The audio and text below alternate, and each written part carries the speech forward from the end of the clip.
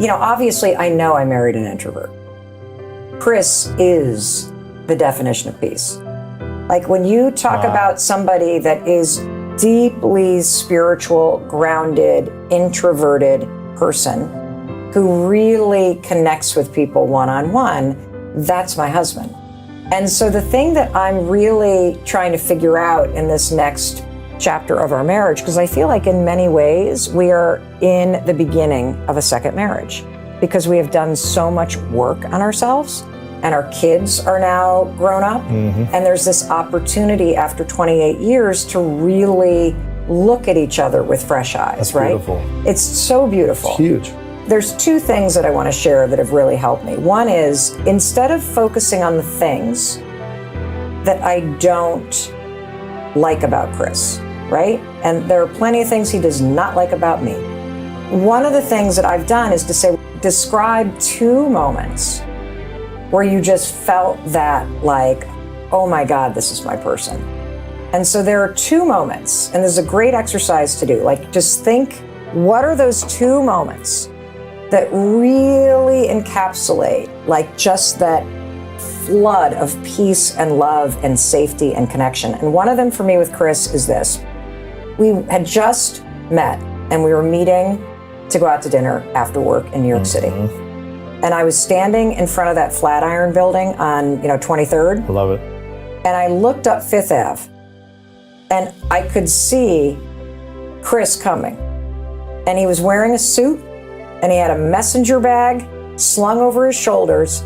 He had Ray-Bans on and he was rollerblading and weaving in and out of traffic because he grew up as a ski racer and he's like a big adventurer. And he had this huge smile on his face.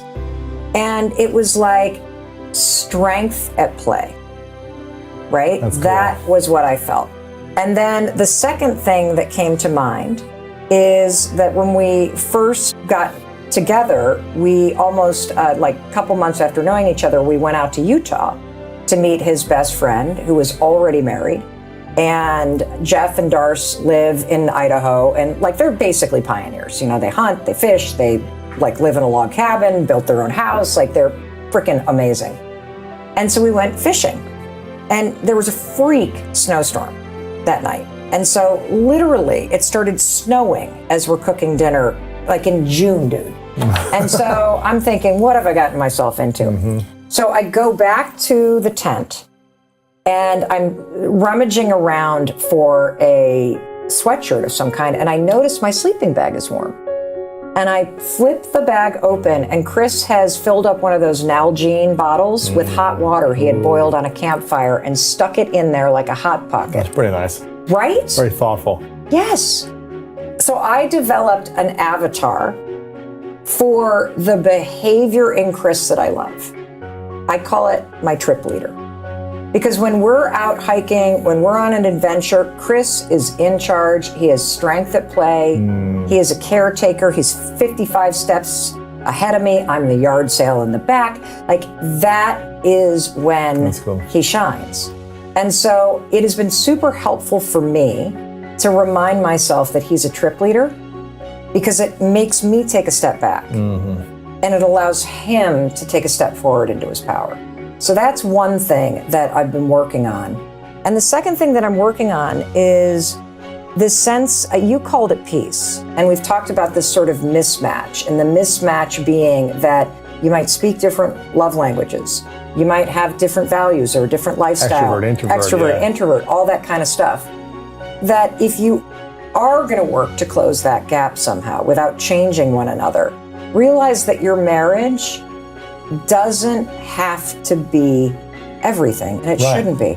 And so for a while, I started to get nervous because Chris is very introverted. I mean, we live in southern Vermont on the side of a mountain now. And I started to realize I'm actually sad here all the time. Like, a part of me needs this spaciousness, but I have to be around people. Me too. And so I started to realize, well, wait a minute. I don't have to turn Chris into like the party guy. I can have my friends be that. Absolutely. I can have work be that. Absolutely. Like, I can fill that in different areas instead of being frustrated that this one person isn't filling everything. Yeah. And so really recognizing, I think, what somebody's capacity is, allowing them to step forward in certain roles, but allowing them to be themselves and step back in others and not punishing them for it. 100%. That is something that I've been, Chris is better at it than I am. Like, he's way more forgiving, he's way kinder, he's more patient. Sure. And he's probably creating boundaries just like you are. Oh, yeah. Which is key. Yeah. It's a huge gift to have this side of my husband showing up after all of these years. And it's a huge gift to me to actually have a partner that's helping me heal and be softer and have somebody take care of me.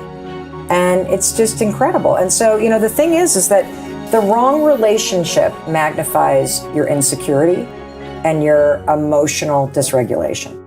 And the right relationship with a lot of work helps you heal.